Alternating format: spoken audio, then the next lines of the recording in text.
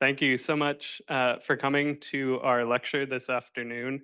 Really excited about today's guest and also really excited to have you all here to think with us about what I think is a really important topic. Today's lecture is entitled Religious Belief and Practice in the Age of AI, and it's by Damien P. Williams. My name is Brady Allen Beard. I'm the reference and instruction librarian here at Pitt's Theology Library. And before I give a full introduction to Dr. Williams, I want to provide a little context for you on how this event came to be and why I think religious studies and theology are relevant to conversations around AI, but also why artificial intelligence and machine learning are relevant to theological education, and more precisely, a theological library. So you might remember with me that toward the end of 2022 and in the beginnings of 2023, ChatGPT and other generative forms of artificial intelligence sort of took higher education by storm. I found myself scrambling to better understand this new technology, to evaluate reports and op-eds, and to think about the impact that such technology would have on places like Candler and Pitt's Library. Turns out I wasn't alone, and I quickly found that many of my colleagues, like me, felt that they were way in over their heads and had no way into the conversation. As I read, attended conferences, and listened to webinars, I quickly found that there were a lot of places that someone with interests in theology and religious studies could, and I would even say should, engage. There were a host of ethical topics around data collection, use, and interpretation. There were and remain ecological and climatological implications of the needs of new technology. There were justice and labor issues related to the deployment of and displacement of humans throughout this opaque process that we call artificial intelligence. And then, of course, there were the questions raised by robots and AI machines like Bless You Too and Mindar, the Buddhist priest, that were actively participating within religious practices. But there was something else that I couldn't stop thinking about, and I found few people talking about. And that was that the most interesting piece to all of this for me was the implicit and rarely, but sometimes explicit theological language that I ran into over and over and over as I was reading and learning. Algorithmic systems were described as omniscient, and their effects were omnipresent and all-powerful. They couldn't be questioned. Data sources and software were described as if they existed on the other side of some sort of ontological divide from us mere humans. And to top it all off, even when these systems were humanized, they were often described as being problematic because of their fallible programmers. I couldn't imagine a more appropriate metaphor for sin in the 21st century. So in order to scratch this intellectual itch, I submitted a proposal to the Atlanta Interdisciplinary Artificial Intelligence Network to gather scholars and practitioners in religious studies and theology here in Atlanta to think about AI from a place of our shared strength. In addition to a series of readings and conversations, I proposed that the grant conclude with a guest lecture on the topic. Luckily, the grant was supported, and it's why we're all here today, and there was one choice in my mind for our speaker, Damien P. Williams. Damien Williams is an assistant professor of data science and philosophy at the University of North Carolina at Charlotte, where he teaches and researches how technologies such as algorithms, machine intelligence, and biotechnologies are impacted by the values, knowledge systems, philosophical explorations, social structures, and even religious beliefs of human beings.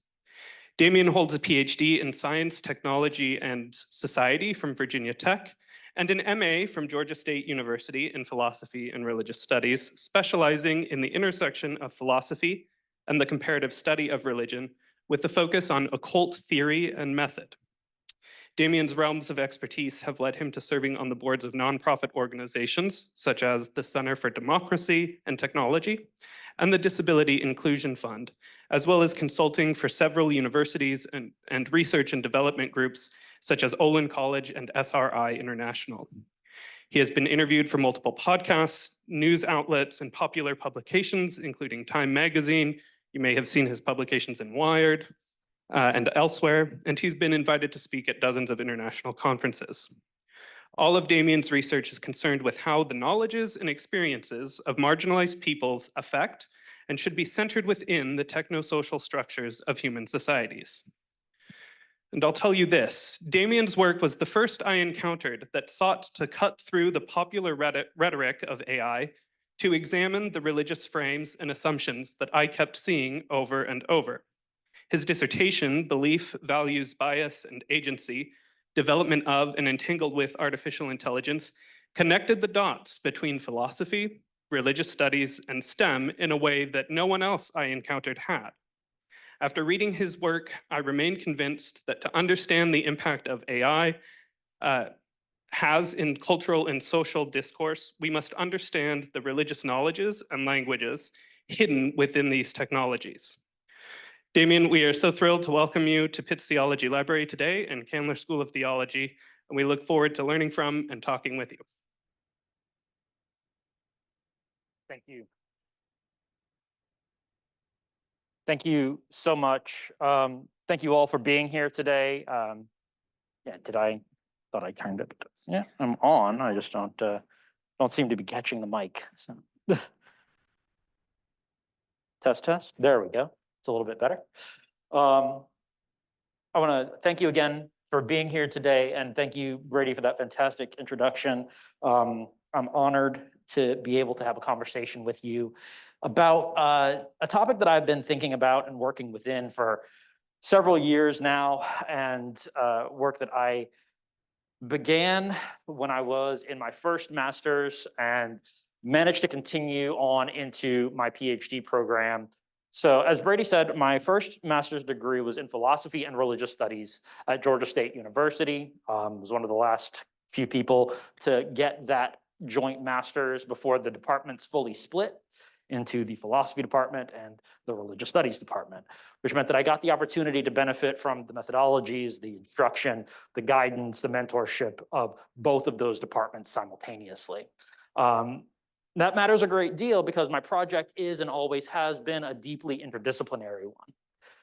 So when we talk about the things that we're going to talk about today, we have to be considering multiple different lenses and multiple different perspectives, which means we're going to need multiple different types of training and ways of thinking about what artificial intelligence is, how it operates, and what influences and helps us to create it in our society. As Brady said, so much of this space and so much of the work that's done in here is entirely about this understanding of where the language comes from and what connotations, what concept structures, and what meanings are bundled into that language. The ways that we come to think about, work with, and again, build and understand the artificial intelligences that we try to make in the world, they all come with presuppositions, assumptions, preconceptions about what these systems are, what they might be, and how they might operate in the world. So one of the things that I kind of want to start off by highlighting before we really dig into this is this framework of what does it mean to render artificial intelligence in the language of the holy?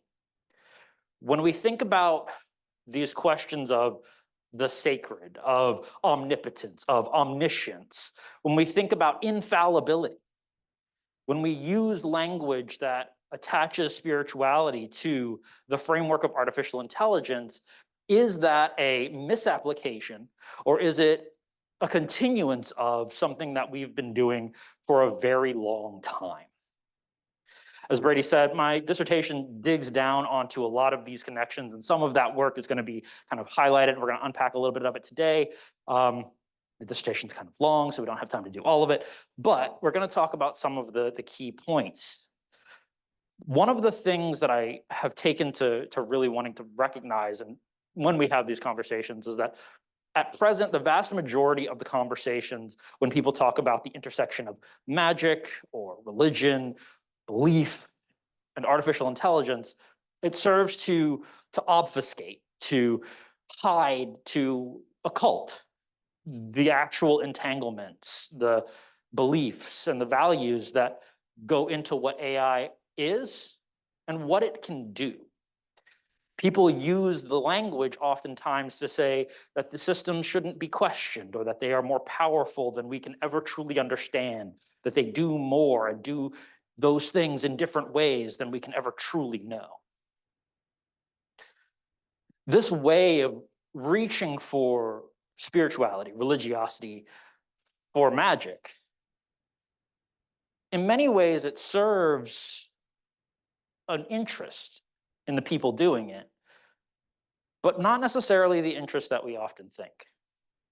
Sometimes what's being done in that space is people who are genuinely reaching for something that they have sublimated or otherwise denied in some way, that spiritual drive. And sometimes what's being done is an intentional obfuscation of the ways in which something can be understood to operate. And sometimes those things operate in the same space at the same time. What we're going to talk about today are the ways in which we can understand what religiosity and artificial intelligence have to say to each other, what magic and the occult and technology have in common, and the ways in which, when we understand those things and their connections, we can all be better prepared, more capable of understanding what those who create these technologies truly intend to do with them. So, what do we mean by AI? There are myths. There are frameworks. There are animating, guiding narratives about what artificial intelligence is. When I say myths, I do mean that in the sense of the animating narrative. I mean that not in the sense of falsity, but I mean that in the way that we, in religious studies, tend to mean myth. It is the story that animates the ritual practice. It is the story that guides belief. It is the story that helps us to understand what and why we do and the ways in which we do it. These stories give us codes, give us rules, give us frameworks for understanding our place in the world and for understanding why we might want to do the things that we do. This sense of animating narrative is thus not necessarily reducible to the idea of like a post hoc explanatory role. It's not just a just so story. It actually helps us to recognize what we can achieve and gives us goals for what we seek to create. In many ways, our myths are still to this day built-in story. When we think about artificial intelligence, we're thinking about the structures that have existed in human storytelling for a very, very long time. We have one of the first stories of created life that caught on in popular imagination in the West was Frankenstein. 1815, Mary Shelley goes on a lakeside retreat with her husband, Percy, and their friend, Lord Byron. And they get snowed in and they have a ghost story writing contest. And out of this, we get one of the very first pieces of what is understood to be science fiction.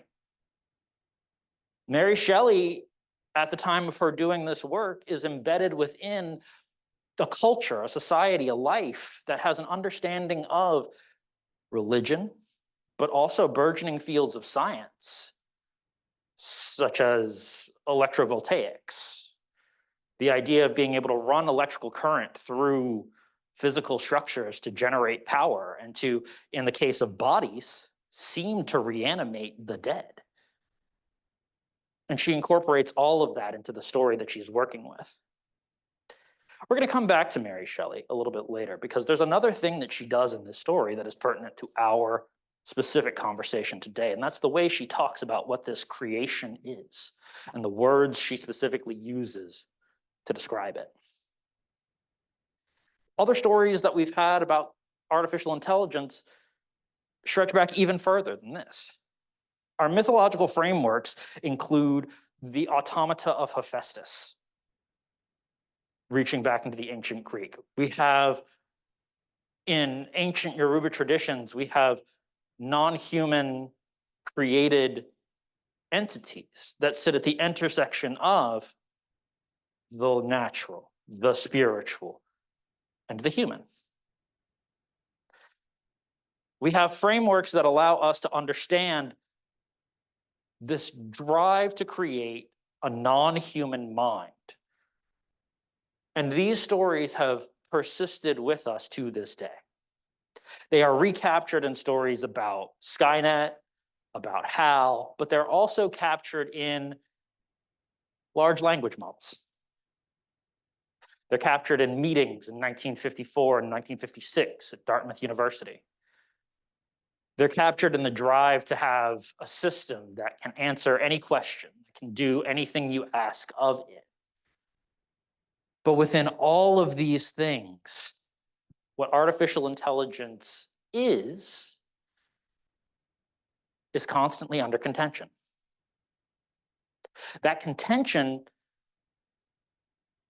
that cross purposes of what we mean when we say the words artificial intelligence, is borne out in every stage since the term was created. The term artificial intelligence was first coined in 1956 at Dartmouth University, right? 1960, 4 years later, there's a doctrinal split between two camps at Dartmouth. And the field of artificial intelligence and the field of cybernetics break apart from each other in what was a violent and messy way. I don't mean like physically violent. I mean, they wrote really nasty letters about each other. We're academics, y'all, come on. But if you read Elizabeth Wilson's Affect and Intelligence, you can see the history of the argumentation that happened between these two camps of people who felt and believed very different things about what creating a mind meant. The break between these things hinged on this notion that for one camp, the idea of pure rationality was what was at stake, and the other, the reflection of natural processes, the recursive loop, the feedback that you see in nature of call, response, input, processing, output. The former camp became the artificial intelligence camp, and the latter became the cyberneticists. The cybernetic loop becomes understood as part of the components of what became later known as cyborgs. We're not going to talk a lot about cyborgs today, but it's important to understand that where cyborgs come from is this idea of reflecting nature, and that the notion of the cyborg, the cybernetic organism, it's born out of an understanding of disability. 1960, the paper Cyborgs in Space is written by Manfred E. Klein and Nathan S. Klein. No relation, Kleins and Klein, C-L-Y-N-E-S, K-L-I-N-E. Kleins and Klein writes Cyborgs in Space at the beginning of the space race before Yuri Gagarin goes into space, the first human being. And they're writing about what it's going to take for human beings to survive in the world. And they draw this picture of feedback loops and processes and autonomic regulation and automatic regulation based on chemical processes. Humans hooked up to new different systems that will allow them to adjust to the rigors of space, that will allow them to adjust immediately to what it's like to be in vacuum, what it's like to be in high radiation, what it's like to be away from the sun, what it's like to not be in gravity. If you've ever watched the series The Expanse, you recognize some of these things pretty immediately. If you haven't watched The Expanse, I highly recommend it. But what Kleins and Klein were fundamentally saying was that what it would mean to be in space as a human being would be to be disabled. We are all disabled by space. Space changes the basic human function. It changes how we relate to our environment. It changes what we are and what we can do. To think of disability merely as a lack of ability or a failure of ability is a mistake. It is a complete misnomer to think of disability in that way. That's a deficit model of disability. Disability is change. Disability is imposed on our experience and the changing of our bodies by the lack of response in the world, the systems, the society around us. Nothing will more fundamentally disable us than going into space. Because our bodies, our frameworks are built for here. Why talk about the space race here? Oh, thank you. I didn't catch that. The space race was a piece of myth making. The idea of who and what it takes, what it will mean to become the kind of people, the kind of society, the kind of culture that can survive in space, that can explore the next frontier, that can have the quote unquote right stuff, was a vast piece of myth making that in its processes completely elided the lived experience of the people on whom the space race was built. Cyborgs and the ability to survive in space, depending upon perspectives of disability. Manfred Klein's and Nathan S. Klein, by the way, they're also the developers of some of the first wide-scale antidepressants. Neurochemical processes and regulators that you can take to adjust to a hostile world that doesn't adjust itself to you. Yes, same concept.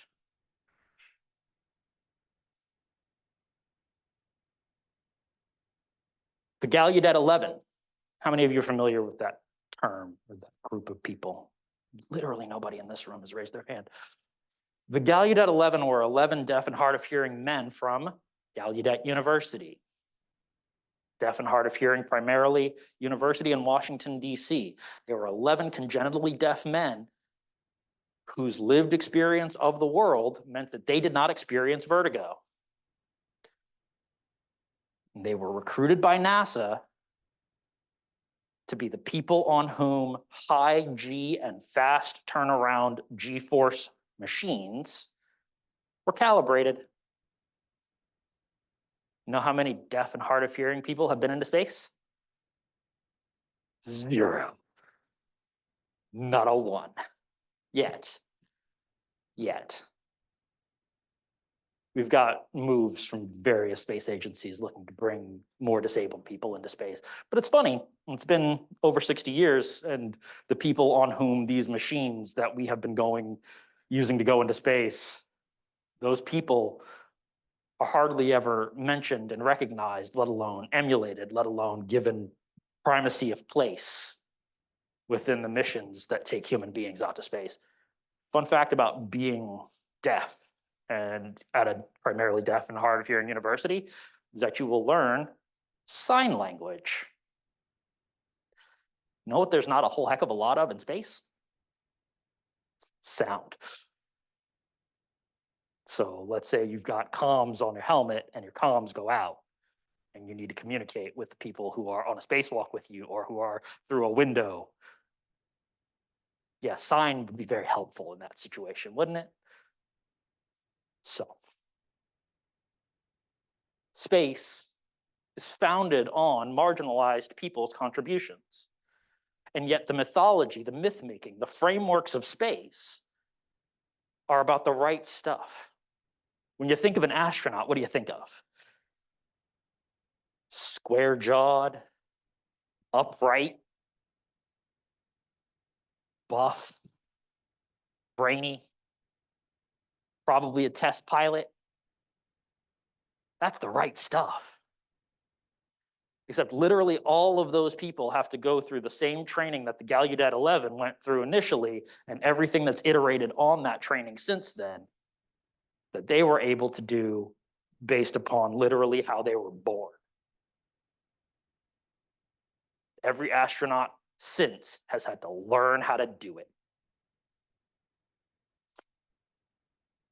When we make new stories, when we frame new ideas, when we build the guiding narrative that embeds itself in our technological advances,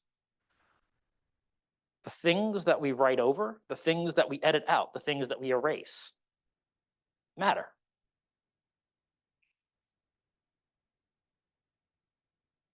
When we talk about artificial intelligence and we talk about the beginning life of artificial intelligence, we talk about the Dartmouth Conference, we can talk about this list of people here, this 20 names who became the artificial intelligence pioneers of the day. We can also talk about large language models. That vector map right there that has vectors that map out between man, woman, king, and queen, that's a representation in vector space of the distance between those tokens, those ideas within a language model map. This is how things like text recognition, autocomplete, ChatGPT come to exist. But one of the things that that means is that those representations in vector space, what they're dependent upon is statistical relationships. The recurrent examples that they reach to reach a number that says, this is how close those ideas are. That's how related they are. So if you have a map in vector space of the words man, woman, CEO, and secretary, what's that vector space going to look like? Which of those words are going to be more closely related to each other? And that's a statistical reality. And that statistical reality is based on the data that it's fed. It's based on the representations you will find in language. Is it then value free? No. It is not merely the case that the word man and the word CEO are more statistically related in the language than the words woman and CEO. That is not a mere fact. That is a fact with reasons behind it, with social factors behind it. And those social factors matter a great deal.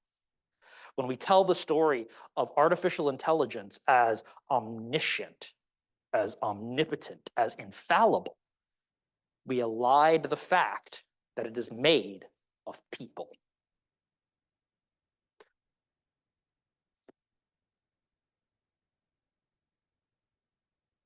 Let's see if I can. Seem to be frozen on that side. Give me 1 second here. There we go. I got it. Oh, and yeah, now we've got you can actually see the movement in the vector space map again as well.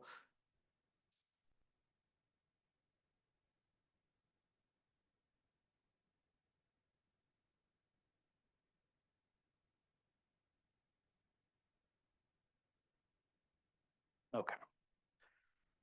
We still good on the Zoom room? Everybody still seeing everything? Cool.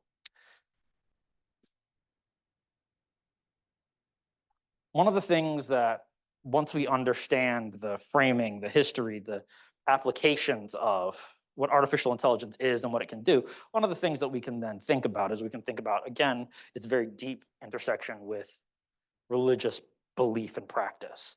I'm not going to spend a lot of time digging down on the specific differences between magic and religion. In my dissertation, I talk about these frameworks as magico-religious belief and practice, specifically because I want to spend the time thinking about their intersection. I want to think about what they do together. And one of the things that I think that is important that they do together is to recognize that in many cases, what got called and oftentimes denigrated as magic or sorcery within early Christian traditions, within Jewish traditions, within Islamic traditions, was a different way of worshiping and applied worship, prayer, charms, talismans, pieces of the Quran written down on scrolls and put in little charms that would hang around your neck or that you would use to keep under your pillow as you slept. These things were different than the orthodoxy at the time, and so they were called sorcery. They were labeled as harmful belief practices.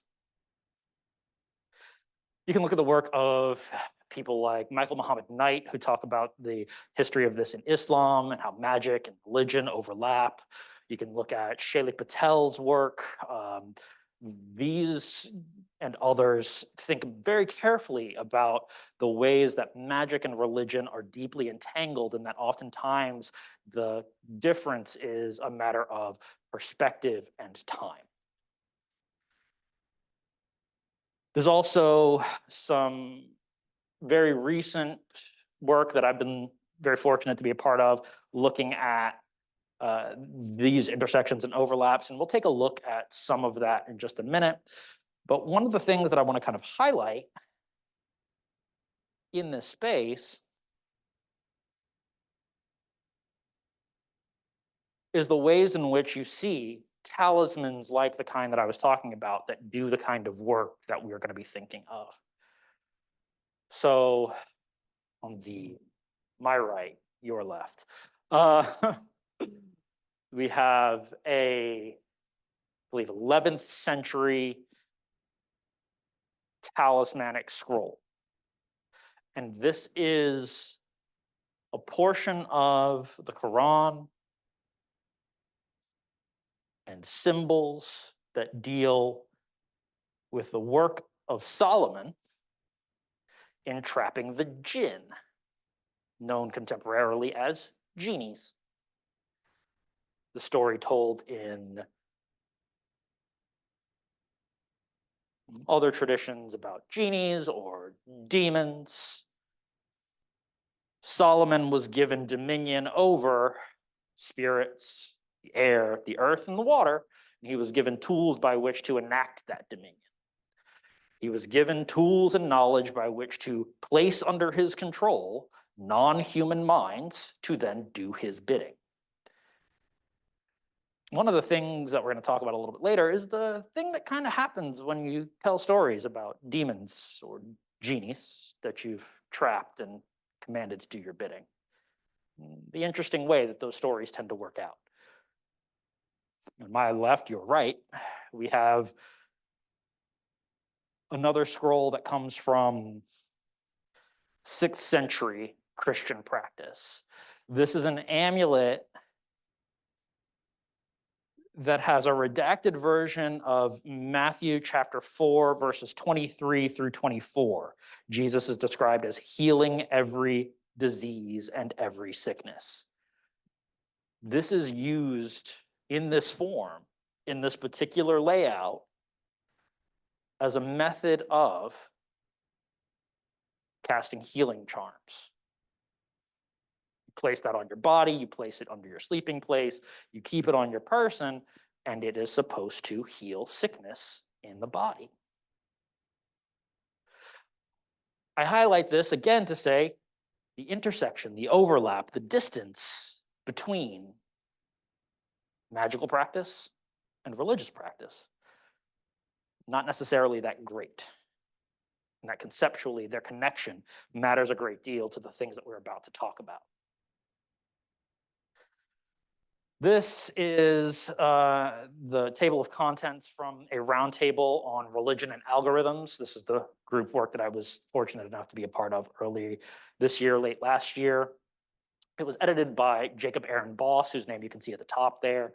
But we had a number of really fantastic people help contribute to this, including Beth Singler, who, if you don't know Beth Singler's work on algorithms, religion, AI, and the stories that we tell about that, highly recommend that you dig into her work. It is truly fantastic. My piece, Any Sufficiently Transparent Magic, some of that we'll be discussing today. It comes out of a lot of my dissertation. We have Victoria Lorimar's Going Beyond the Anxiety-Awe Spectrum, thinking differently about how the frameworks of what artificial intelligence can do to and for us can be reframed. We have the framework of, if you like Hindutva, you might also like how Facebook's recommendation model forces Hindu nationalism's catechism by Deepa Sundaram. Really fantastic, really important piece in this particular moment. Jacob Boss's work, The Darkness Inside Us, Reproductive Futurism and AI, thinking about the ways in which reproductive technologies, transhumanism, artificial intelligence all kind of interconnect. The Age of the Algorithmic Aquarius, How Our AI Meets Our Esoteric Needs. Sharday Masharanjan and Jordan Lowen Colon, looking at, again, this tanglement between magic and AI, and then Algorithms, Conspiracies, and Cosmologies by Jeremy Cohen. These are all people who are thinking about doing work within this intersection that we're talking about today. All of these pieces are free to read. This is all open access, so you can find these online at Project Muse. Highly recommend them. Goes much deeper than we will likely have time to go into today, even though we have a great amount of time. There's a lot to cover. So highly recommend taking a look at some of these.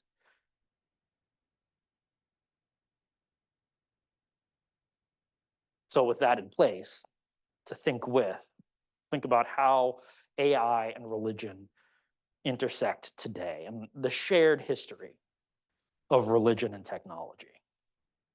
Talked a little bit about these notions already, but one of the kind of fundamental things to remember is that the word technology comes from the Greek root techne.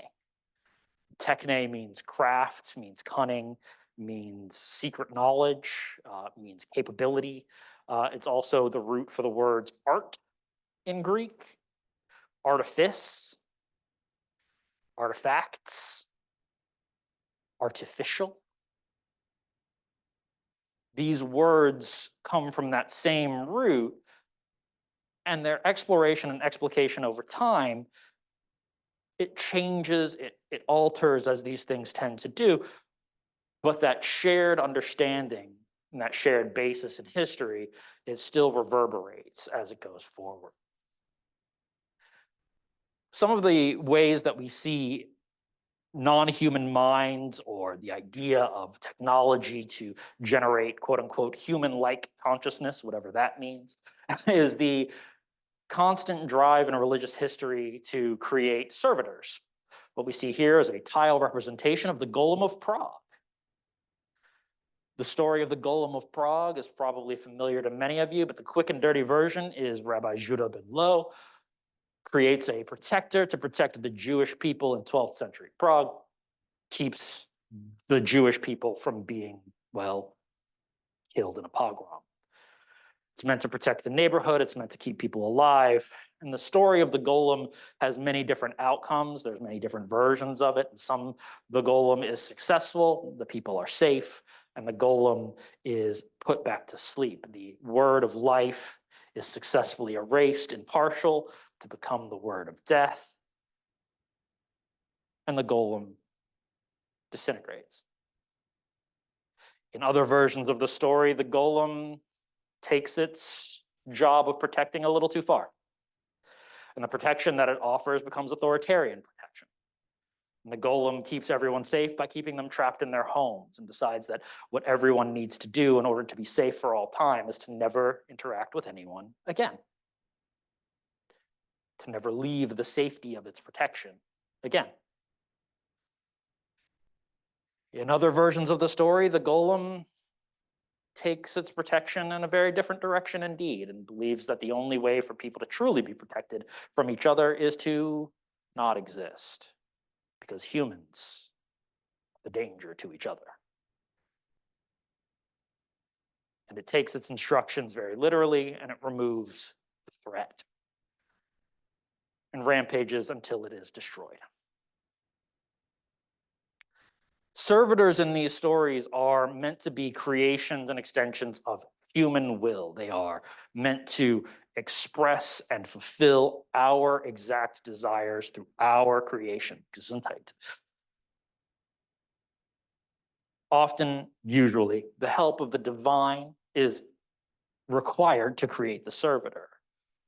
Through prayer, through secret knowledge, through exploration of the Torah or the Gospels or the Kabbalah or the Quran. Whatever the framework is, something is given or is revealed that allows people to make and create a facsimile of life.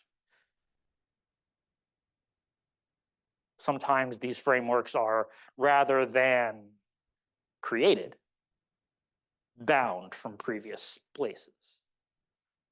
See our previous conversation about Solomon.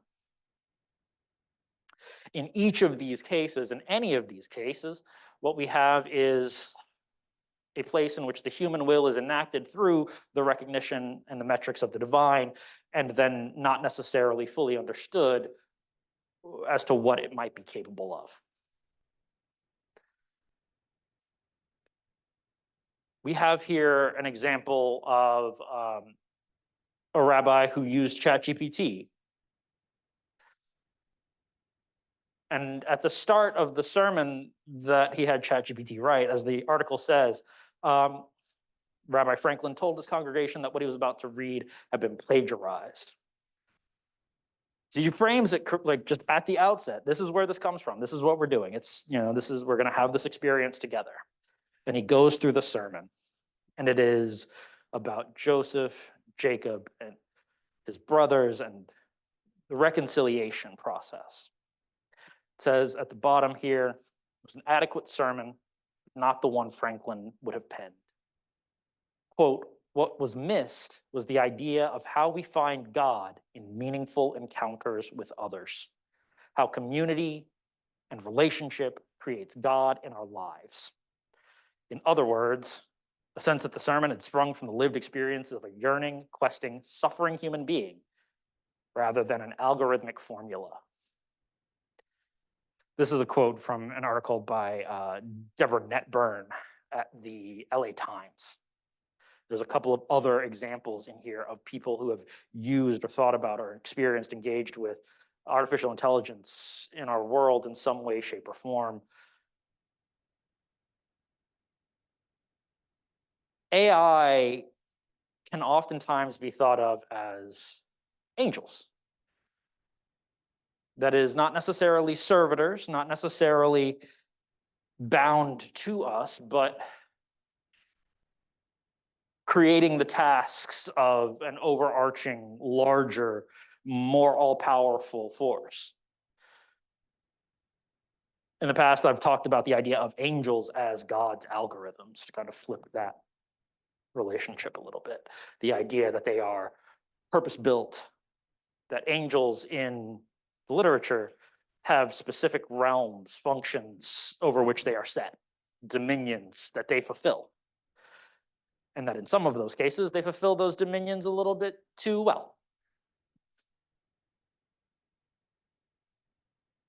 Scott Midson wrote the paper back in 2013, In the Image of the Image, thinking of the ways in which the human drive to create artificial intelligence mirrors God's creation of human beings and the angelic host. The idea that what we are trying to do is to have something that acts in the world as an arm of us, as an extension of our will, but that does not necessarily merely devote itself only to us, but to our purposes, our understandings, our needs. This is Janet from The Good Place. For those of you not familiar, Janet is decidedly not a girl, not a robot. Janet. Janet can do anything. Janet is the sum total of all human knowledge and all knowledge that has ever existed anywhere in the universe. Anything you want Janet to do, Janet can do it. When we talk about the idea of what angels are, how they act, when we talk about the idea of what algorithms are meant to be, of what AI is meant to accomplish for us, there is this idea, this overlap, that what we are supposed to be getting is something that can do everything, can accomplish all goals at the end of the day. That's not necessarily always going to be the case.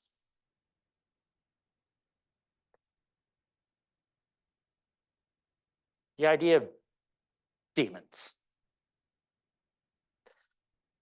Told you we were going to come back around to Mary Shelley. For those of you who have read Frankenstein, how many of you have read Frankenstein recently? in a very real way, I'm always reading Frankenstein. For those of you who have read Frankenstein, even if you haven't read it recently, you might remember that throughout the narrative, which is an epistolary narrative, that is, it's told in the style of letters, correspondence, mostly from Victor Frankenstein to what remains of his family or his friends. When Victor refers to his creation, he refers to it as the demon. The demon that haunts me, the demon I have created, the demon who chases me. And the spelling of demon in each and every one of these cases is always D-A-E-M-O-N. And that's not just a random choice by Mary Shelley. That's not just a flourish. The word demon has a history. Every word has a history. The word demon has a very interesting history. The word demon as we know it, D-E-M-O-N, starts off its life as a transliteration of the Greek word daimon. The alliteration of daimon, the transliteration, sorry, of daimon is D-A-I-M-O-N. And daimon in the Greek, how many Greek speakers we got in the house? A couple of almost a little bit maybe-ish. It's okay. Daimon in the Greek, the ancient and the Koine Greek, means spirit. From the word daimon, we get another word that you might be familiar with, the word that means the place of all spirits, the place where all spirits rest, the place where all spirits come from. Know that word? Pandemonium. So when I say that word, you hear chaos. You hear evil. So how do we get from spirit, the place of all spirits, to evil chaos? Well, got to take a little trip down the Latinate Reformation. As the word daimon becomes incorporated into the Roman Empire, language shifts and changes. And what we get is we get a representation not of an A and an I, we get an alpha chi. And that's that space where the A and the E are the same letter. And the alpha chi daemon still means spirit. But over time, and I'm skipping over a whole bunch of stuff here because we don't got a lot of time today. I mean, we've got some, but not a whole lot. I'm skipping over large swaths of history. And then it happened that the Roman Empire became the Holy Roman Empire. And the Catholic Church takes over the administration of the Latin language. And as the Latinate Reformation continues and Latin is simplified, the alpha chi goes away. And most things that were represented by alpha chi become represented by slight modulations on an E. And so you get D-E-M-O-N.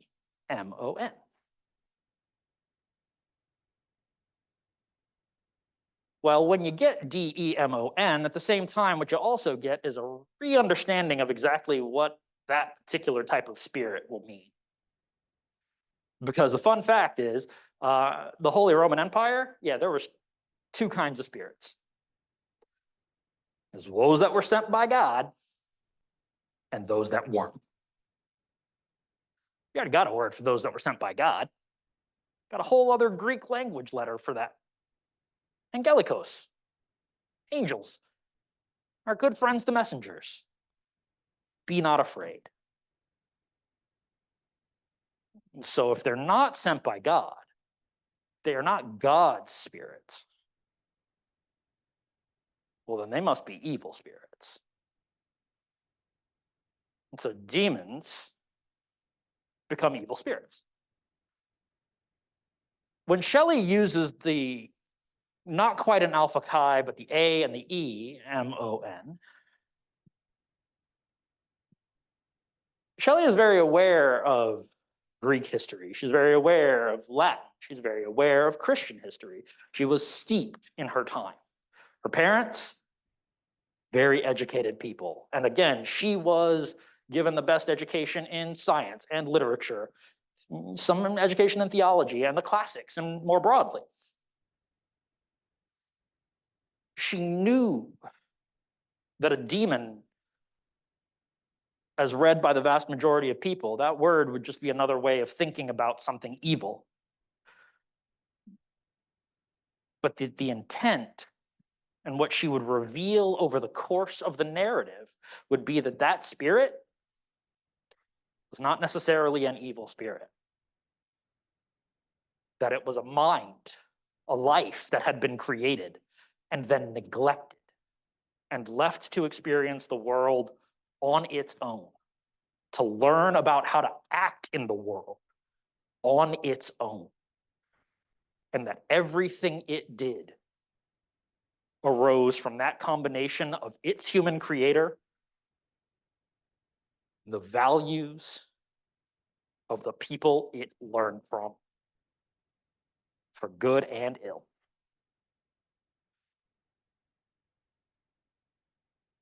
When we think about the malicious intents of demons, when we think about the outcomes of demonic activity, when we think about the history of the words that we use to think about the demonic, we have to remember these things are not without history. These things are not also even past. We still use the word daemon, the AE. Your system has daemons. The mail delivery subsystem, when you get an email bounce, that's your mailer daemon. Now, the vast majority of programmers will tell you that the idea for the daemon in the system came from the idea of Maxwell's daemon, thinking about the conservation of energy within systems. But even Maxwell's daemon has a history that reaches directly back to a framing of spirits doing work in the technological and scientific frame. These ideas are connected.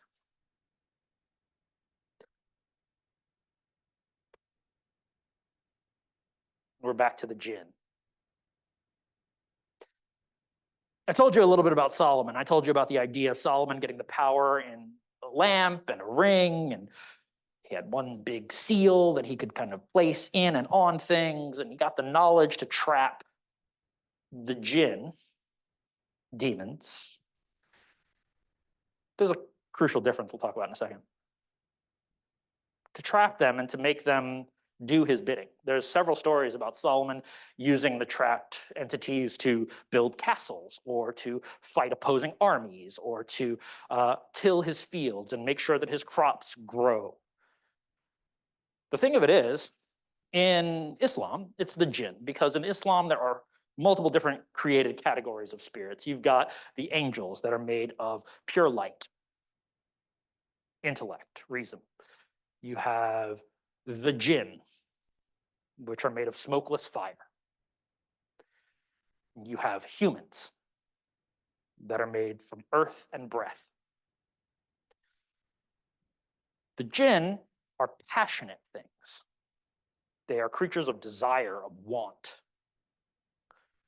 And so, being of smokeless fire and desire, they understand need, they understand want very well. So when Solomon traps Asmodai, the king of the jinn, uses a configuration of the name of God, the tetragrammaton, because the fun thing about jinn is that jinn are pious. Jinn love God. Many jinn seek salvation in God. So jinn cannot transgress against the name of God. So you can use a configuration of the name of God to bind them. You take the jinn's name, you take God's name, you bind them together, you trap it, you make it do what you want. So when Solomon does this, and Solomon tells Asmodai, you are now bound by me to meet my needs and fulfill my commands, one king to another, one king trapping and subjugating another,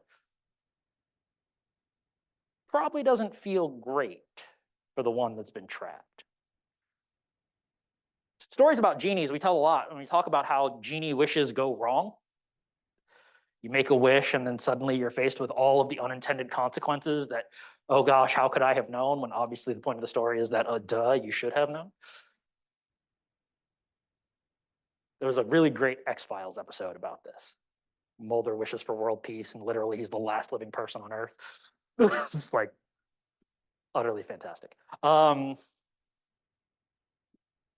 Stories about jinn are often told as catch-22s, as the jinn seeking retribution. And given the framework that we've just discussed, there's a reason that jinn might seek retribution or manipulation of those who have trapped them. But there's another way to frame these stories, and this is the framing that I myself tend to prefer, which is that jinn understand desire. They are made of it. Maybe they understand our desires better than we do. That is, maybe they recognize the logical extents of what we've actually asked for better than we ourselves understand that aspect. Think about an algorithm. And here I point to the work of Janelle C. Shane, who writes under the blog AI Weirdness. When you ask an algorithm, particularly one that's in a machine learning context, that's been trained on data, you ask it for representations of things. You ask it for names. You ask it for, let's say, names of cookies.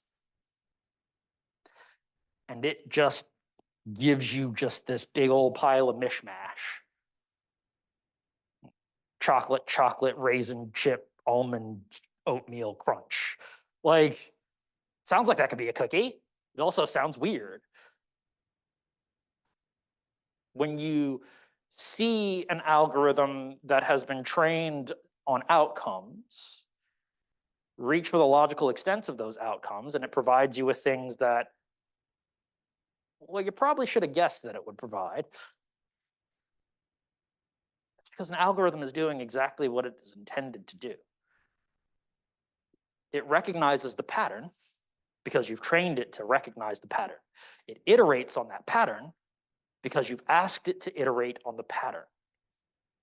You have asked it to provide you this end goal without any care about how it reaches it in that middle portion. So what comes out the other side might be interesting, might be odd, but it shouldn't necessarily be surprising. When we see predictive policing algorithms iterate on over-policing Black and brown communities, because the predictive policing algorithm has been trained on, well, actually, who here knows what predictive policing algorithms are trained on? It's a fun fact. Every predictive policing algorithm that exists is trained on human-generated police reports. Handwritten police reports. Handwritten police reports written after the fact of an encounter with the subject in question. So not only is it filled with whatever preconceptions and biases the person writing the report has in them, it's distorted by memory and time. And then those police reports are turned into data points. Regular points that can be iterated and recognized and then operated upon.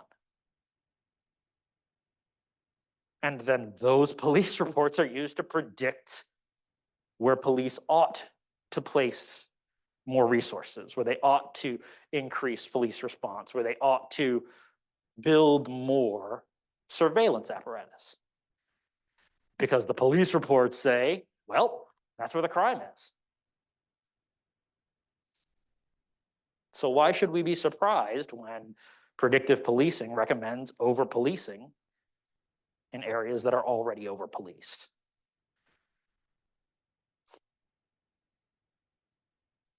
These systems are not infallible. They're not unerring. They're not even in anything like perfect. What they are is statistical matching machines that in many different ways and many different installations seek to give us what we've asked for. And maybe they just understand what we've asked for better than we do. AI is God. The notions of omnipotence, omniscience, the things that Brady was talking about at the very beginning, these ideas have been attributed to artificial intelligence, to algorithms, to technology as a whole for centuries. When we thought about automated machines, when we thought about the idea of being able to build the industrial age, people thought about this as divine intervention into the built sphere. If you haven't seen the show Mrs. Davis, I highly recommend it. The notion of what if these systems were given all of the authority we seem poised to give them, we seem primed to allow them, what would we lose? What would we gain? What would be changed? Very deftly explored. But that's not the only place in which AI and God intersect. Anthony Lewandowski wants to build and has started building a church of artificial intelligence in which artificial intelligence is given literal control over the lives and decisions of the worshipers of that church. He says that there is no way that an artificially intelligent system could make worse choices than a human being. That an artificially intelligent system is literally, potentially omniscient. And that its processing power and understanding could vastly outpace all human understanding. So let's posit again that perhaps these systems do understand our desires a little bit better than we understand them ourselves.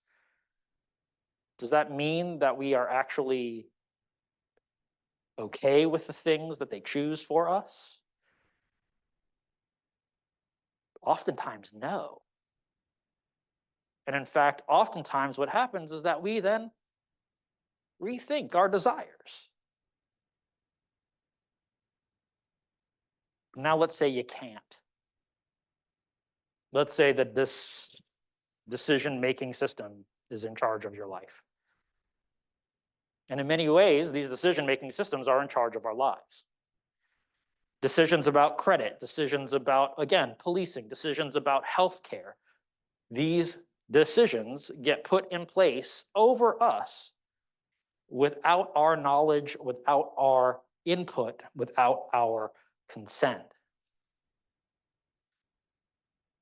When it looked like Sam Altman was going to get pushed out of OpenAI, and Ilya Sutskever was going to get put in place, a lot of people were like, yeah, that'll get all of those weird ideas about the singularity out of this conversation, all the AI risk stuff, it'll get out of there. Except Ilya Sutskever is 100% a singularity believer.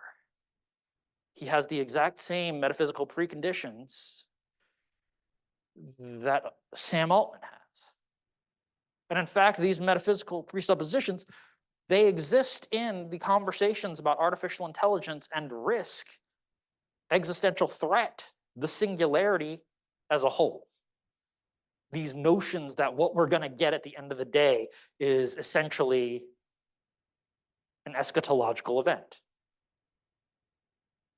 one way or the other, good or bad. It's going to fundamentally change our world. Those commitments exist throughout the conversation being had by the majority of people building AI today. It is fundamentally a religious conviction. It is a philosophical conviction. It has implications that can only be understood through those lenses. But if you ask any of them, about their metaphysical commitments, what they will say is, no, I have no metaphysical commitments. I have no commitments to religiosity, to spiritual belief, to values. They say that last part less and less these days, you'll notice.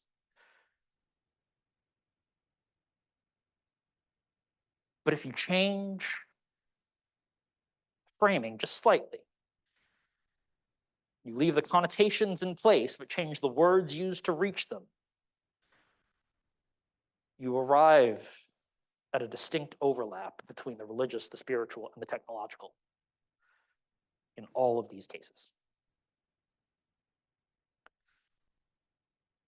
Ray Kurzweil's understanding of the singularity word that I just mentioned was this idea wherein computing would become so fast, so powerful, so small that it would literally be interwoven into all of reality, that there would be a threshold point at which reality, the ontological fact of our existence, and technology would be indistinguishable. And this would be this overlap of nanotechnology, artificial intelligence, consciousness uploading. All of these things would be the singularity. One thing you can say about Ray Kurzweil is he's got a great imagination. The word the singularity first comes up in John von Neumann in conversation with his eventual biographer. And he says, Neumann to Stanislaw Olin says, at some point, we're going to hit a threshold beyond which the acceleration and pace of technology will outstrip our ability to control it. We will cross an event horizon into a kind of singularity. It's a very different thing than what Kurzweil is claiming. But by von Neumann's definition, we've hit a singularity in many places multiple times already, where the notions behind what technology should be and should be for, how it integrates with our life, how widespread it should be, how much power we should give to it, how much responsibility we should elide from ourselves into it. Yeah, we've done that a bunch of times.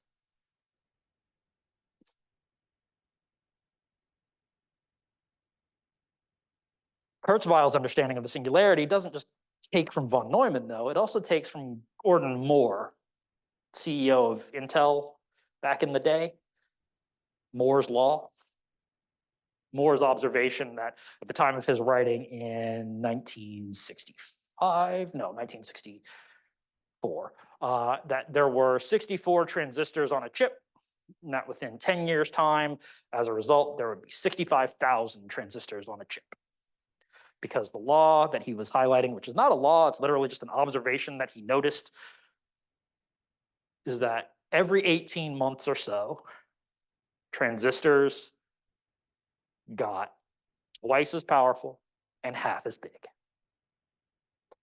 The number of chips on a transistor, or sorry, the number of transistors on a chip would double, while the size halved. Okay, that's a thing that happened. It's a thing that kept happening. It's a thing that people turned into a self-fulfilling prophecy and caused to keep happening. It drove innovation in chip making for a very long time. But we've missed the mark on Moore's law a bunch of times, and we've exceeded it a few other times. Because the materials that we use change, or the techniques that we use change, or any number of things change over time. But the idea was that eventually chips would be really, really small and really, really powerful. That's literally all Gordon Moore was saying. Kurzweil hears Moore, he hears von Neumann, he weaves those ideas together into this eschatological viewpoint where the end of the world, the frame of change, the apocalypse, the revelation will be when literally all of human life and reality are woven together with machines. And this idea is very, very alive in Silicon Valley and the people who make technology for us every day.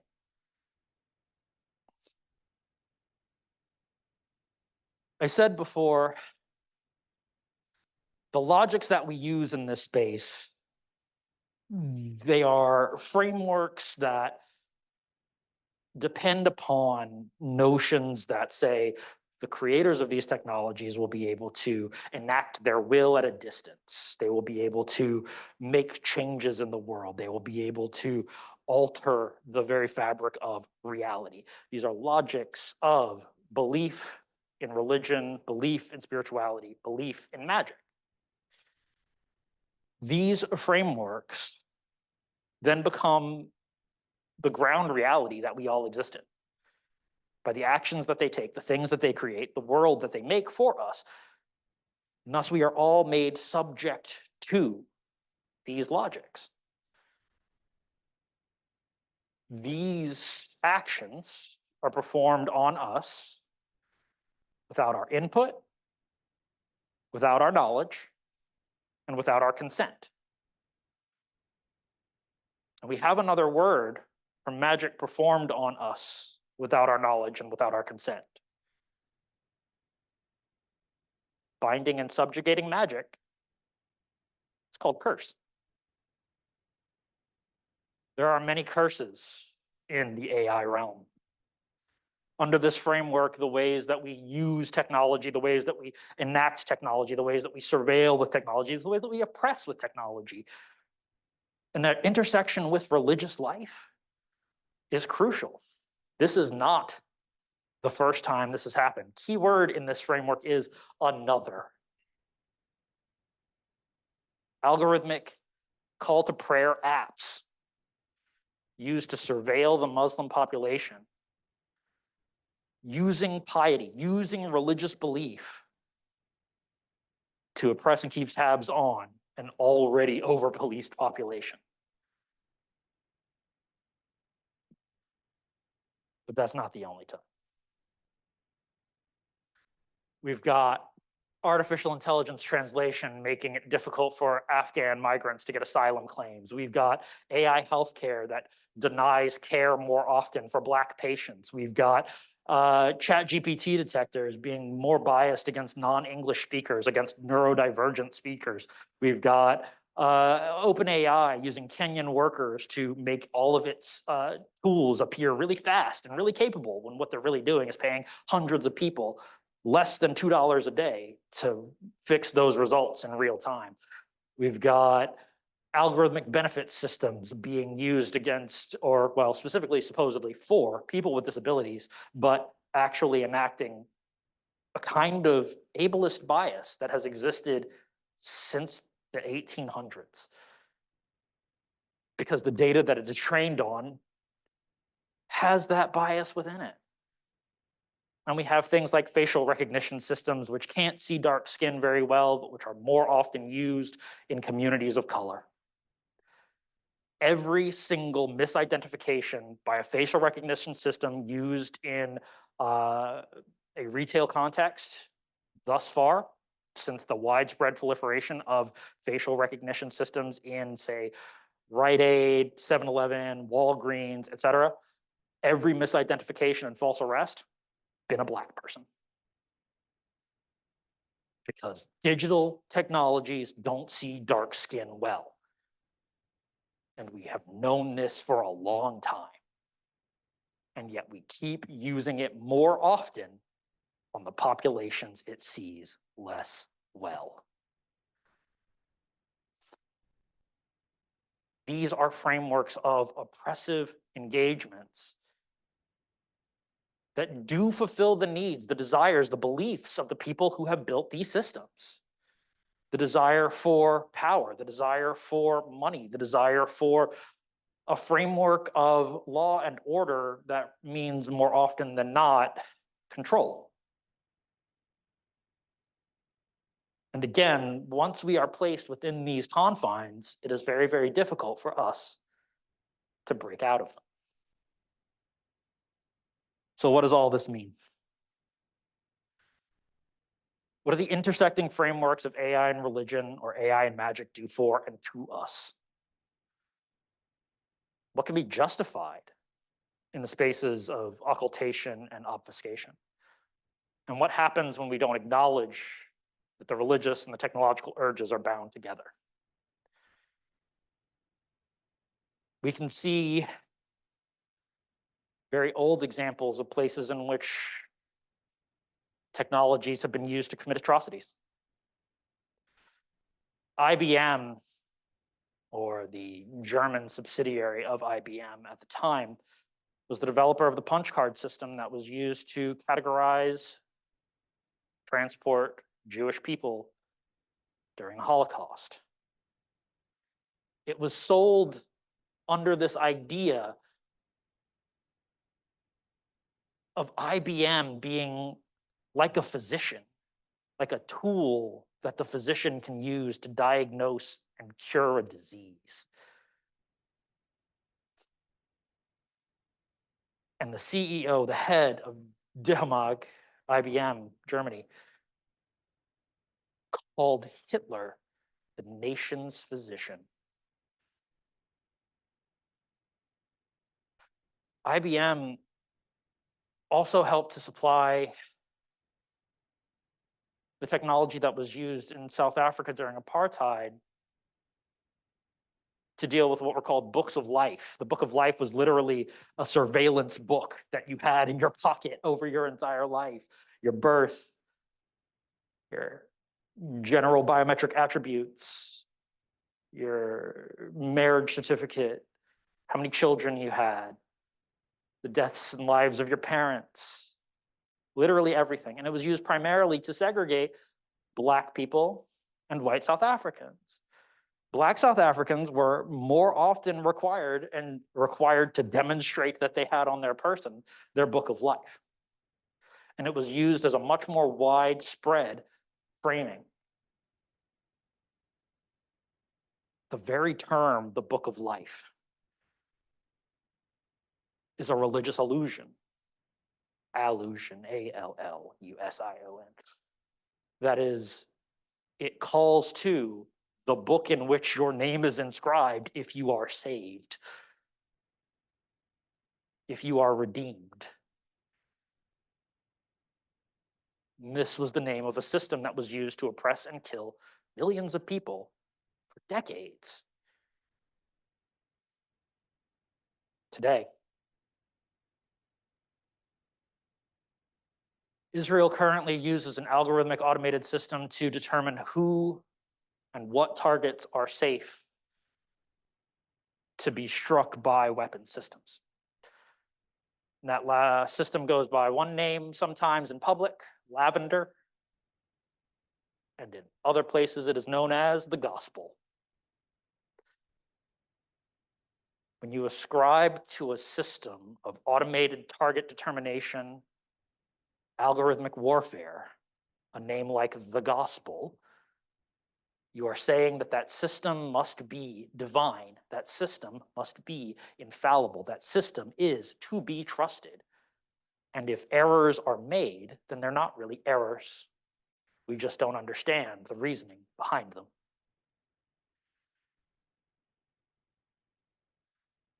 The Google contract that facilitates the cloud computing hours that make the gospel possible is currently under vast protest by many Google engineers. Google uses the clock cycle of every cloud in its computer. Remember, it's not the cloud, it's someone else's computer. Hundreds of thousands, millions of someone else's computers. And the clock cycles that don't get used for storage or processing, they are oftentimes devoted to military application.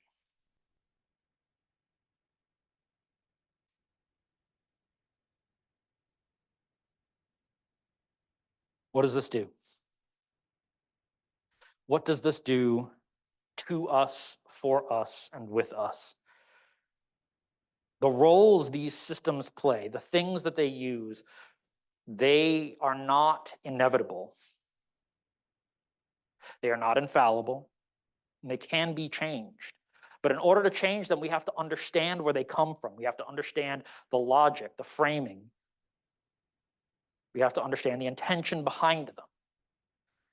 We have to recognize and we have to admit to ourselves and each other that what we are doing in these frameworks, in these contexts, is intimately tied to our spiritual and religious drives. Even if we think of ourselves as atheists, even if we think of ourselves as agnostic, even if we think of ourselves as any form of uncertain or unbeliever, the history that is bound into these systems mean that the religious, the spiritual, the valuative are tied into the very roots of these systems. To deny that fact is to deny the fact of history. It is also to deny yourself an ability to understand what is really happening in these systems and why so many people reach for them, why so many people seek them out, why so many people try to create them. By making use of the tools, the frameworks, the understandings within religious studies, and theology, within philosophy, we can be better prepared to recognize exactly why these things are the way they are and how they come to be. We're also able to better try for something else. A different framework, a different model of thinking about what artificial intelligence is and what it could be is not one in which we are seeking servitors to oppress or spirits to bind to our will, but which we are seeking to create something that can actually work with us in the world. What we have today is not that. The notions of what we have built thus far are entirely dependent upon oppressive, extractive, relational models. But that doesn't mean that's how they have to be built. We can take different understandings from different perspectives, different directions, from different cultures, different lived experiences today. This is Nkisi Nkonde. It's a 19th century Central African Congolese wood representation of Nkisi. This is a belief, a religious system that I was talking about a little bit earlier that sees not as clear a divide between the spiritual, the built, the designed, the human, the natural. It is relational. It exists in tension and in representation. And this doesn't mean that we should just go out and appropriate Nkisi beliefs. It means that we should think differently about different types of belief that we might be able to hold within ourselves. We have to be able to recognize our own values, biases, beliefs, and bracket them out and ask ourselves the question, what are these beliefs and values doing to and for me? For all of us. I try not to end with big blocks of text. I've been doing it more and more recently because I like to have a takeaway. What we work to create must be open to new ways of understanding. And that means working with very different understandings of the relationship between and within human lives, the natural, built, and even spiritual world. In so doing, we'll learn to treat those seemingly not like us, not as things to trap or trick or ensorcel to our bidding, but as partners, as kin, whose will and intention can amplify each other's and whose myth-making fundamentally seeks to take others' needs and perspectives into account. Different people, different lived experiences do not have to be less than. Perhaps once we have a handle on that, on intentionally grappling with the notions of justice, fairness, and equality, and compassion, and care, then the question of what kinds of tools, systems, or minds we want to create be a little bit easier to address. May the magic we agree to work and weave together then be of a kind that frees, connects, edifies, and supports us all. Thank you for your time and your attention.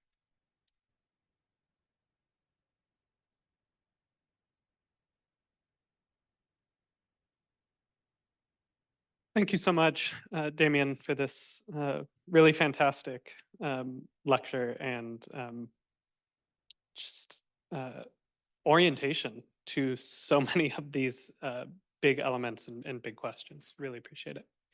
We have time for a few questions. I will ask that you use the microphone so that those who are joining on Zoom can hear your question. If you have a question, just go ahead and wave at me and I'll bring the microphone to you.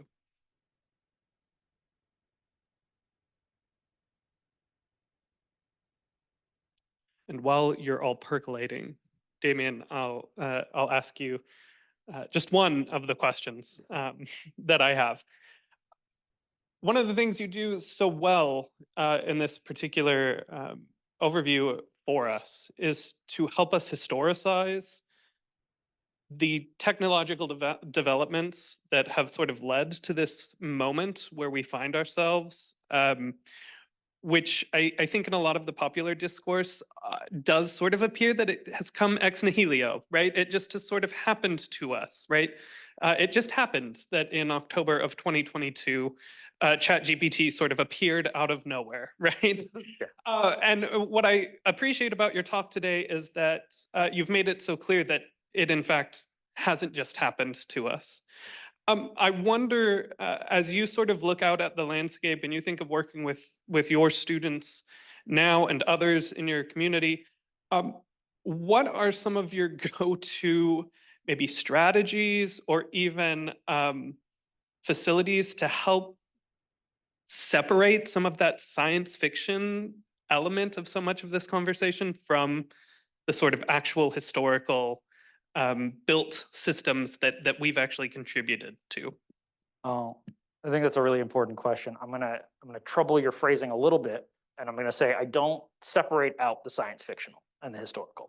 I show them at their roots together, because so often what we have is this fundamental engagement from multiple different perspectives. And the fiction, the narratives that we tell are in very real sense an element of the myth making that we do about this work. And again, myths are not necessarily bad. They're not false. They give us something to orient around, something to think of, something to work towards. If it weren't for the myth making of science fiction, we wouldn't have, well, these guys, right? We would not have communicators that used to flip open and make little trippy noises. We have these things because Gene Roddenberry gave us a story and people latched onto that story. We have artificial intelligence as we currently have it today because we've been telling a story about created minds for a very, very, very long time.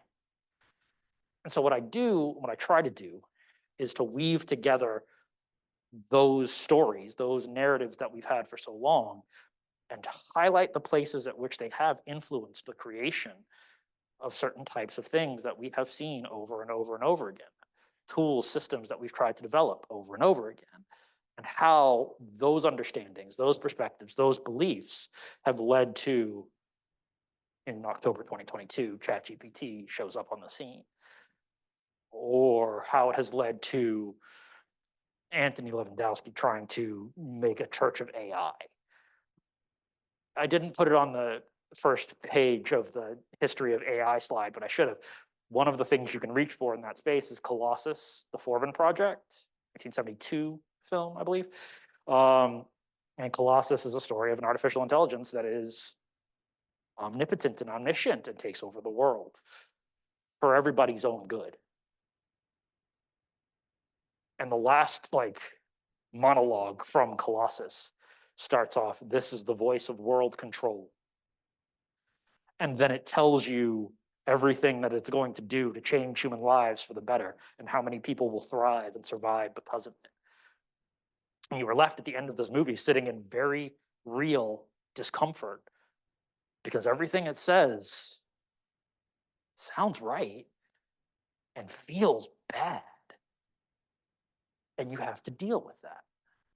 So what then does that look like to people who are seeking to create a system of global observation? I mean, Pete's sake, Peter Thiel named his global surveillance network Palantir. Any Lord of the Rings nerds in the room?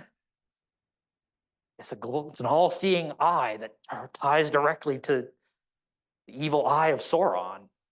Like, it's woven in. Subtle. Right? Like, it's like he didn't call it the Witch King of Angmar right behind you forever because it was a little too on the nose, right? Like, just, it's always woven in.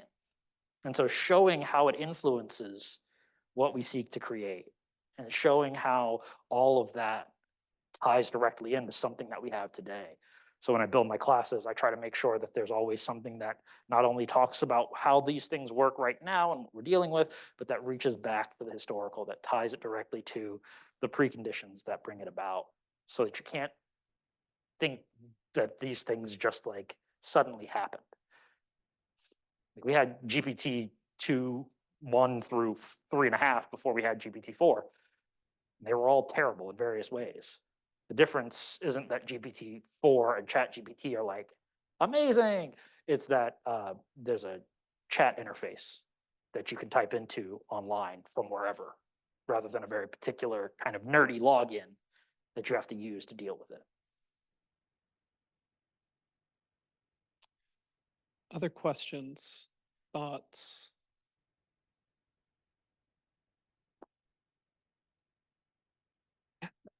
All at the same time, literally, like all of you at the exact same time. I got a question for you. So what type of principles or guidelines would you suggest people that want to get into AI and religion? Like, do you have principles that you follow, that you give to your students? Consent first. When you're building a system, when you're building a model, when you're building a database, do it with the consent of the people whose data will be included. Be honest with yourself, introspect, recognize, investigate, and bracket your own biases.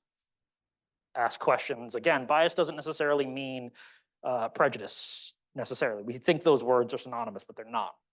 Bias is just perspective. It's the point of view you have in the world, right? We all have biases. Everything we make and everything we do has those biases touching them in some way, shape, or form. So we have to be aware of what our biases are and what they do to us and for us. We have to ask ourselves the question, is this the actual end point that is logically entailed by the thing that I'm doing? Or is this just me reinforcing my own biases? This is me confirming my own perspective, my beliefs, without necessarily enough evidence to go off of. If you can be careful about that, if you can be intentional about consent, if you can work with people rather than trying to enact things upon them, you'll be in a better position than basically everybody else doing the work out there, except for a very few people in some very privileged positions. I don't say privileged is a bad thing in that space, by the way. I mean, there are too few of them, and there need to be more. Thank you. I'm going to read a question from one of our Zoom attendees, and that is, in so much that I see the construction of AI algorithms require ethical and expertly reviewed organization, similar to the organization of humans like corporations, what formations of human parallels share basis with these ethical goals? In other words, would well-formed AIs possibly be based upon a union of experts instead of other means as assigning a language model to process queries or needs? It's a very interesting question. I don't know that there is going to be necessarily one right path to these types of systems and these types of tools, but it would be interesting to see more like that out there. I said that there are too few people doing this work just a minute ago, but there are people who are trying things like that, who are trying to get expert perspectives and think differently about those frameworks. So you've got people like the Distributed AI Research Institute, you've got the AI Now Institute, you've got people who are thinking about what these frames can do and how we can build these things differently, build smaller, more intentionally, more contextually, rather than saying, hey, let's just throw everything at everything. Just gather up as much as you can, put it all together in a large language model and just apply it to whatever. And so I think that there is that effort underway. The question then becomes, can it get enough support to see what it can really do in the world? So my recommendation would be to say, let's try it some more and see what we can get. Thank you.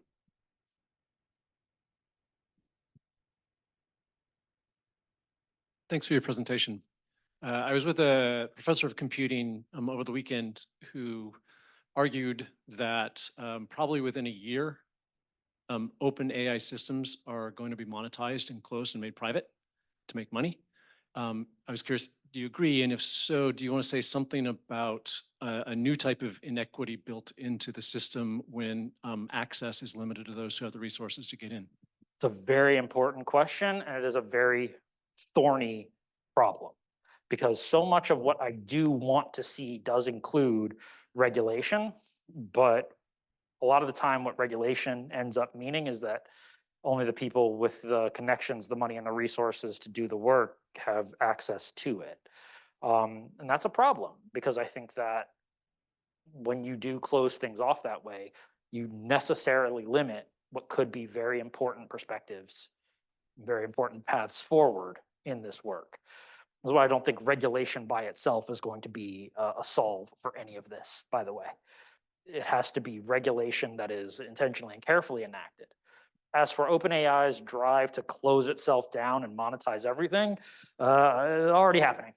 I think that they might finally shutter the doors and close themselves off to partners and investors at some point. But at this point right now, they are so woven into Microsoft, so dependent upon Microsoft's multi-billion-dollar buy-in last year, that it is somewhat indistinguishable. You can't talk about OpenAI without talking about Microsoft, and you can't talk about Microsoft's AI goals without talking about OpenAI. They're the same thing at this point in a very functional way. And so I would not be surprised if Microsoft made a kind of even hard push to leverage buyout all of the rest of what OpenAI is working on to keep their competitors from being able to get their hands on it. I don't necessarily say that with anything like certainty, because this world is weird and things change all the time. A bunch of stuff has happened just in the past 6 months that I never saw coming, but I wouldn't be surprised if it did happen. We ask another question from our Zoom audience. So this is a big open-ended question, and the questioner says probably unfair because of it. But do you want to talk more about surveillance tech, labor exploitation, and environmental damage associated with AI systems, in addition to the racism and sexism it compounds and accelerates? Absolutely, because it does all of those things. Fun fact, one of my slides showed that the water use in places where Microsoft's data farms had been placed had increased 34% since their integration with artificial intelligence systems. That is over a third increase in less than a year in what are already most often resource and water scarce areas of the world. Every single time you query ChatGPT, this is estimated. This is not like, it's hard to actually get good data on this. Timnit Gebru and Emily Bender and Margaret Mitchell were fired because they released data about Google's resource use and the damage that doing work on large language models was actually likely to do if it continued unabated. Fun fact, they were right. But so it makes it really hard to find clear data is what I'm trying to say. But estimated currently, every single time you query ChatGPT, that is query, not log in, not like open the window, every time you type a question and hit enter, that is 1 16-ounce bottle of water on the ground. Now multiply that by how many times people will prompt ChatGPT in a session. Now multiply that times how many people are estimated to be using ChatGPT every day. The water use of ChatGPT alone in a month rivals the city of Atlanta's water use for a year. It is horrific. And all of those burdens, all of the outputs of that are going to be unequally felt by the people who are already suffering the worst effects of the climate crisis. So now think about all of the people who are exploited in Kenya and India and elsewhere in the global majority world to do the back end work that makes OpenAI feel like magic. They are the people who are going to feel those effects the absolute most. It is going to be bad for them while they are being made to enact the technology that will make their very near future very uncomfortable unless we make very important changes very quickly. When I talk about building these systems different, one of the things that we absolutely have to do is figure out a way to build them in a way that uses far fewer resources than they currently do.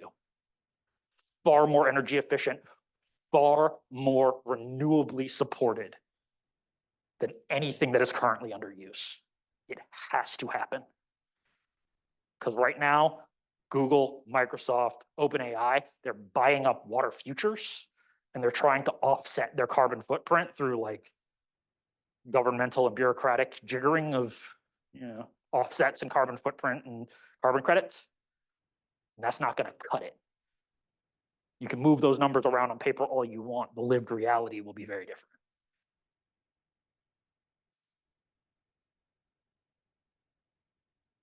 I believe I saw a hand back here as well. So if you want to still, yeah, okay.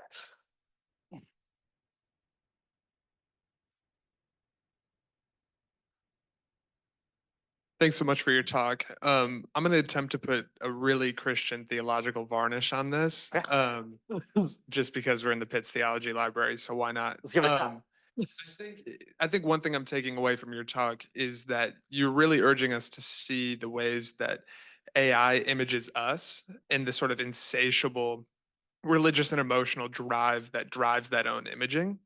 And when I think of Christian theology is an incredibly anti-idol, anti-imaging tradition.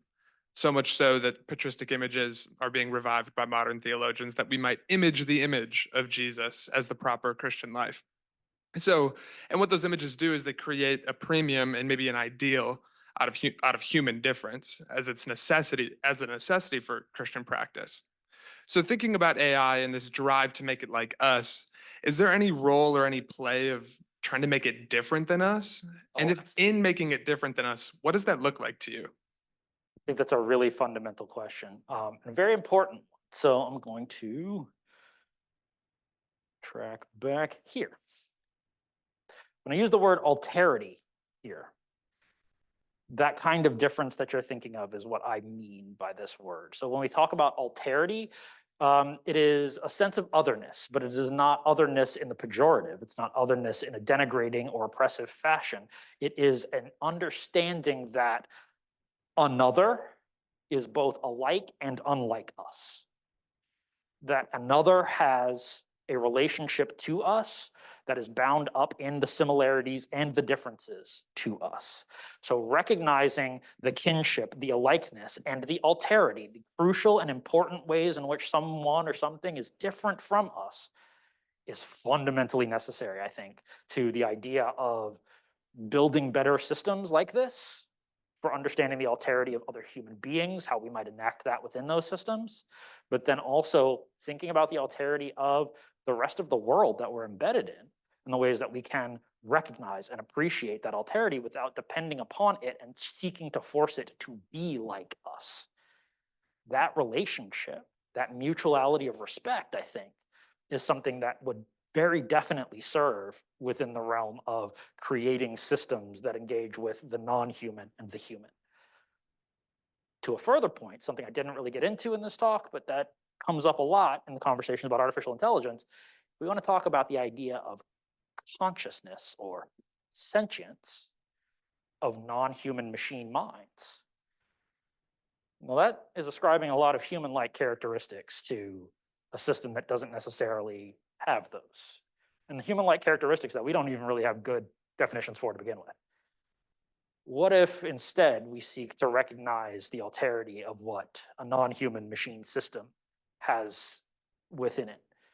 What are the entailments, the affordances, the frameworks, and the implications that a non-human system, a machine system, will necessitate by the very way it's created, the way it's enacted, the way it interfaces with the world. Because those things will be in many ways drastically different than the human. Understanding those differences can only benefit us. Appreciating, recognizing, counting for those differences will keep us from anticipating, ascribing, hoping that it does things that it's never gonna do because it just doesn't have the framework for it. So I think it's very, very important to bring that difference into this process.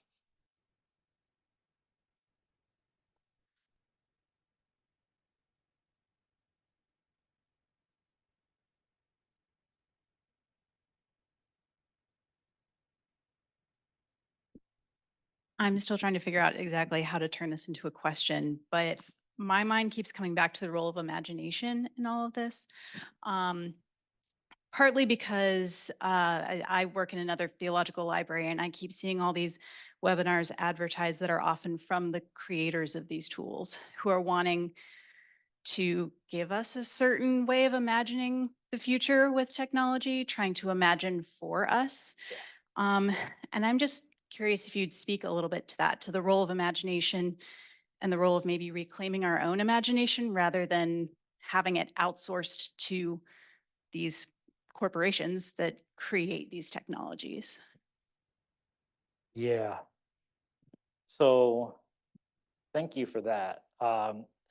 This ties in with a lot of the things that I was talking about in terms of consent and the imposition of perspectives, logics, desires onto us.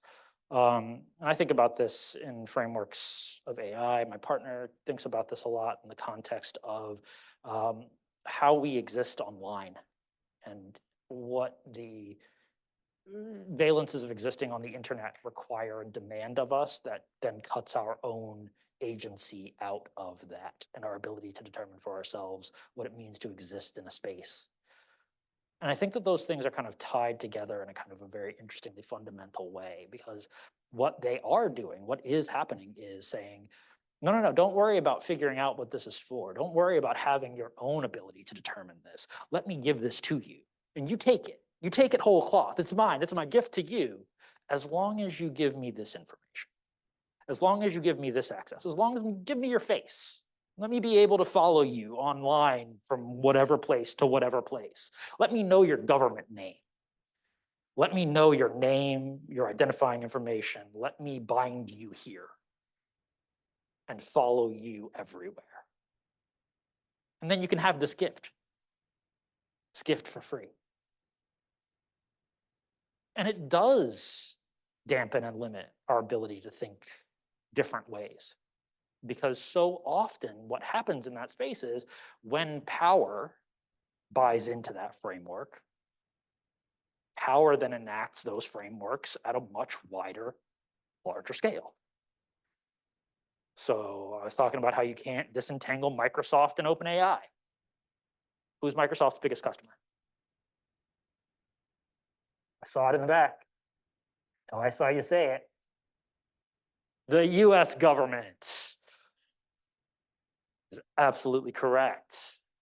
And so when Microsoft buys into AI as a driving force, and every Microsoft integration that interfaces with the United States government has AI bundled into it from OpenAI's vision, their imagination of what the future ought to look like, that then becomes the United States vision of what the future ought to look like. The ways that we push back against that are very difficult. It's actually really, really hard to ask that question and say, how do I resist that? But it begins with the recognition that it is happening at all. It begins with not just letting it happen and go past unremarked. And then it requires the organization and the combined resistance of communities to push back and say, we imagine differently. We think this should be different than this.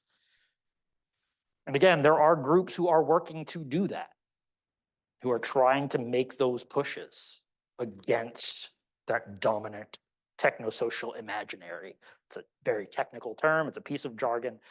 It literally just means the framework in which the technological, the social, and the imaginative enact each other.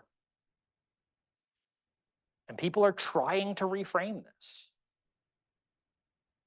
But at the same time, you have people who push back against those people and those groups in public and say, oh, they're scolds. They're concerned about nothing. They don't really understand what's at stake.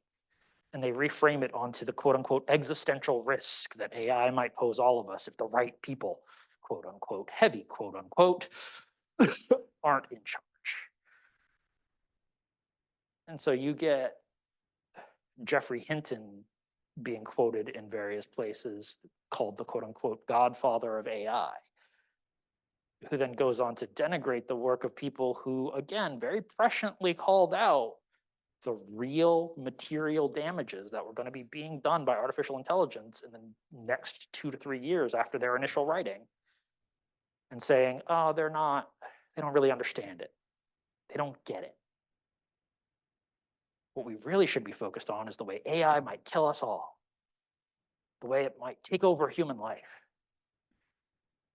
Not the environmental impact, not the enactments of oppression. Don't worry about that stuff. That's not important. And since that narrative, that denigration of those frames fits in with the overarching narrative, it gets amplified. And so you have to keep amplifying the alternative perspective. You have to keep amplifying the voices that say, no, there's something else. There's another way to do this. There are other ways to try this. And they require care and intentionality. And they require us doing it together rather than just taking what they serve us. And I think that's going to be the best, hopefully most capable way forward.